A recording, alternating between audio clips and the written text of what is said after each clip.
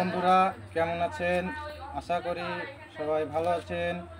আপনাদের সামনে একটা গুরুত্বপূর্ণ ভিডিও নিয়ে এসেছি।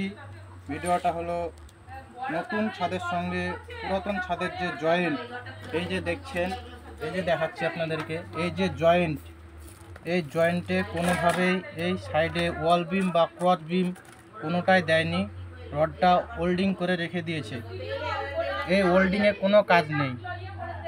এই এই রডটা যে ওল্ডিং করেছে, এখানে কোনো ক্রস বিম বা ওয়াল বিম কিছুই দেওয়া হয়নি। এই কারণটা হলো যে আপনার এই যে ফাটলটা যদি নেয় ভবিষ্যৎ, তাহলে জল স্রোত করবে এই ছাদটাতে। এখানে যদি ওয়াল বিম বা ক্রস বিম দিত, এই ওল্ডিং যদি নাও করতো, তাও কোনো ব্যাপার ছিল না।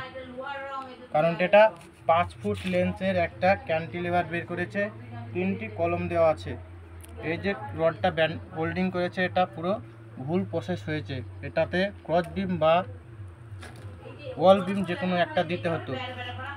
এখানে যদি আপনারা ভাবছেন না কোনো কিছু হবে না, কেউ যদি ভাবেন যে কি কোনো কিছু হবে না, তাহলে আমি বলছি গ্যারেন্টি সহকারে, 8 বছর থেকে এই কাজ করছি, 8 বছরের অভিজ্ঞতায় বলছি, এই যে আপনাদের এটা আমি বললাম ফাটল ধরলে জল স্রোত করবে।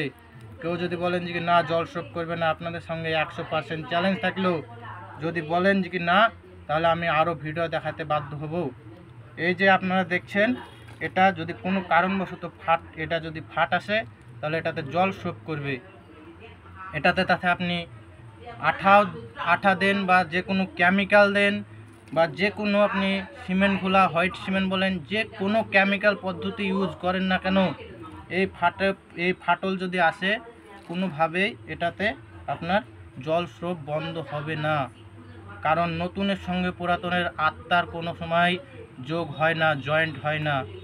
এই কারণে বলছি সচেতন হন, এবং আমার ভিডিওটা যদি ভালো লাগে থাকে, তাহলে লাইক শেয়ার করে চ্যানেলটিকে সাবস্ক্রাইব করে দিন, এবং আরও নতুন নতুন ভিডিও পেতে আমার সাথে থাকুন।